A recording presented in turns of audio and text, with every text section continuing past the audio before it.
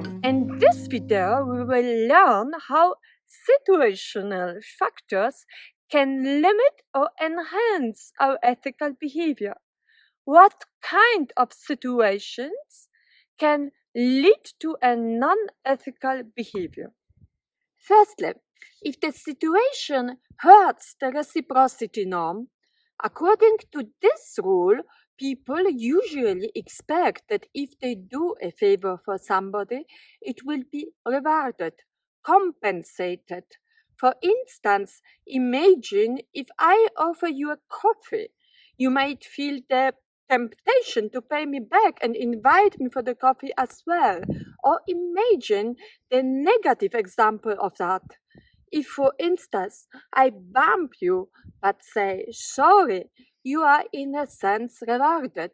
If I don't do that, you may not feel compensated for the harm I did. What happens in such a situation? The explanation is found in the frustration-aggression hypothesis, which states that failure to give the expected reward or punishment leads to anger and aggression. Imagine this in the business context. You are working very hard and nobody mentions it. Nobody is giving you feedback.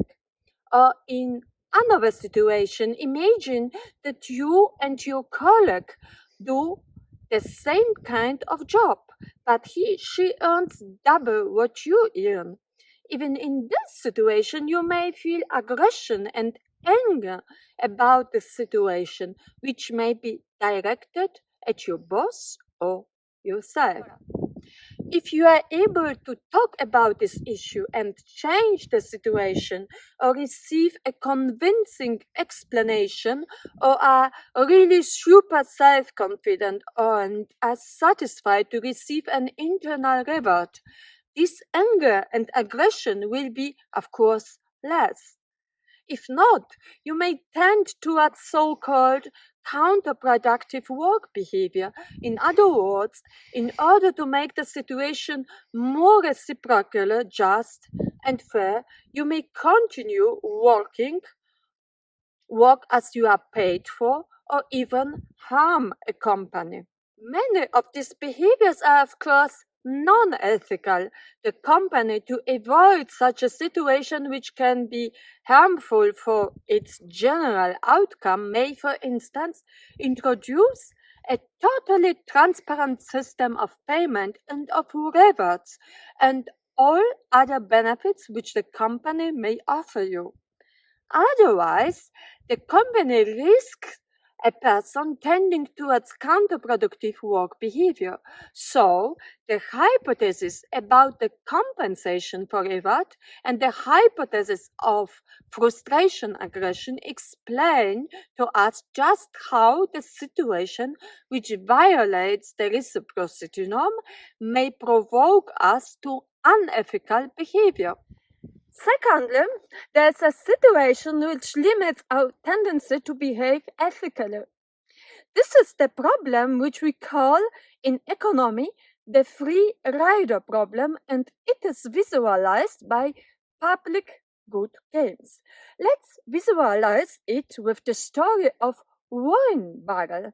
Imagine that we all live in one village and there's a big party organized for all of us. Everybody is to bring, let's say, one bottle of wine or more. Some of the people may be tempted to bring water instead of wine, as it is unlikely that anyone will even notice the bottle of water in hundreds of liters of wine. So the person may think that the harm will be very slight and not visible. But in the end, what may happen if everybody thinks like this? What would we find in this barrel? The story tells us that after the barrel was opened, there was only water inside. The opposition of the Evangelium story from Apostle John. And this is the problem with so-called public goods. You may think that there won't be much harm if you don't pay for a ticket if there's no control or if you don't clean one little dog's droppings. However, many experiments show us that our behavior, even if seen only by the effects, a deficit in the transport budget, many dogs droppings on the lawn, makes other people more tempted to do the same. The same tendency was demonstrated by the experiment called the public good games, described by Kahneman. In this experiment, all four players initially receive $20 euros as lot. You make a decision about how much money you keep and how much you want to invest in a collaborative project. In our example, the collaborative project would be the barrel of wine. For each euro you invest in the community project, each of the four players receive 40 cents, regardless of whether they have donated anything themselves or not. If you don't do that, there is nothing. The experiment ends more optimistically compared to the barrel one, but nevertheless, with each consequent play, the community project money invested for community projects become less and less. We continue to behave as we think is right and adapt our behavior to that of others.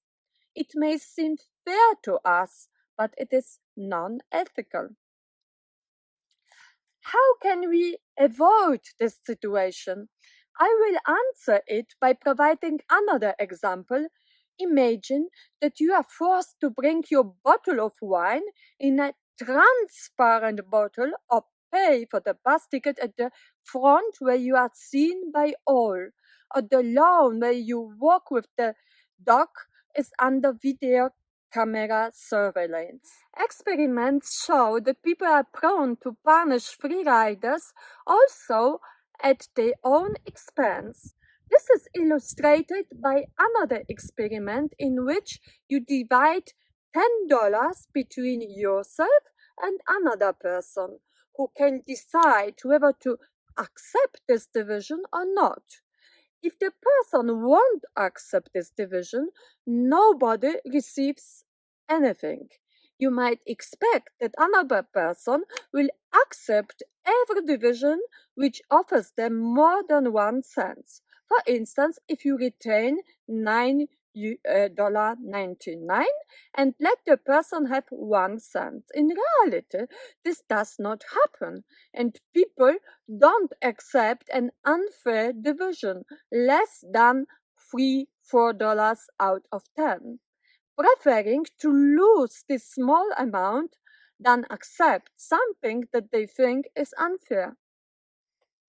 As a company, you encounter this problem in such situations as usage of the coffee corner or use of the copy machine. All are public goods. You may try to develop some rules as to how everyone is to use these goods and create a culture open to mutual trust and learning, which leads to discussions about what happens. Probably you have to think about transparency, which may limit the opportunity to create harm, which often ends with rationalizing strategies. I haven't cleaned up the coffee corner because I was up late again finishing an important project. However, if you would like to control everything, we may probably end up in the kind of company described in the movie Circle with Emmy Watson or in Orwell's 1984. The third situation that provokes us to behave unethically or even irrationally is described by the Milgram experiment that demonstrates that a person can act unethically under the influence of authority. The persons participating in the experiment were told that the experiment investigated new methods of learning. Each pair of participants was given the role of teacher or student. It seemed that the roles were assigned casually. In fact, only the teacher role was, while the student was actually helping in the experiment, although the teacher did not know this. The role of the teacher was to punish the student with an electric signal after each mistake. This was done cumulatively. With each error, the doses of the volt administered to the student increased. The teachers were told that after a number of volts, the student would feel pain and later would experience serious damage to their health, and after a number of volts might die. The results showed that the teacher performed the experiment even if the number of volts administered to the student exceeded the critical levels for causing harm and death. They did it even if they saw the pain and heard the shouts of the students, who were actors pretending very convincingly, although the teachers did not know this. This experience aimed to explain why so many Nazis followed the advice of their leaders even if they knew they were harming other people. The results of the experiment were published and evoked great disbelief. People couldn't believe it and thought that maybe the participants were deviants. The experiment was repeated many times under various conditions. For instance, when teachers were alone, they stopped it earlier. When there was an experimenter, they proceeded. Even after many years, the results of the repeated experiments continued to be shocking. Around 70% of participants showed obedience and administered electric shocks up to 150 volts. In the original experiment, it was 82%. What does it teach us about the business context, business situation, and the organizational context? Authority has the potential to influence our behavior very strongly. A good protective measure would be to establish a culture open to accepting criticism of the organizational structure. Similar effects can be caused by group pressure and group thinking.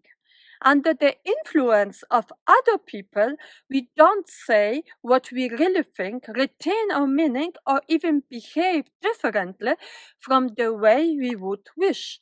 This also might lead to catastrophes when the company, under pressure from the majority, does not listen to experts.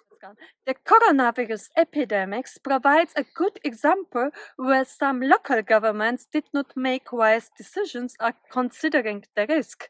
At Ischgl, a ski resort in Austria, for instance. The fourth situational factor can be generally described as a culture which impacts on all social, political, and economic systems and creates the framework for economic activity. It provides certain values and norms which may result in unethical behavior.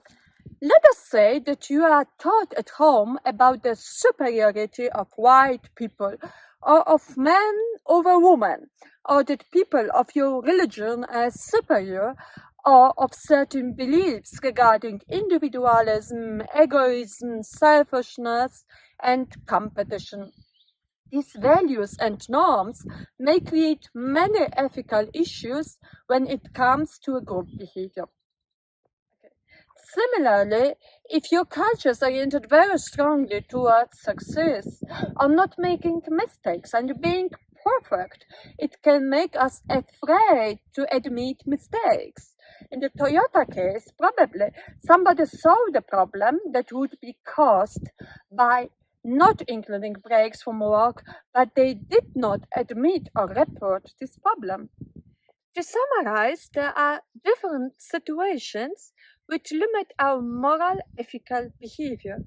Firstly, when the situation harms the reciprocity norm, frustration, aggression hypothesis. Secondly, when we don't have transparency about who is doing what and see only the end result, public goods games or the barrel of wine, which can be helped by greater transparency, social approval, and social punishment. Thirdly, when we are in a situation in which there is an authority figure and or group pressure. And fourthly, the culture of your home where you were brought up and the company's culture. Thank you for your attention.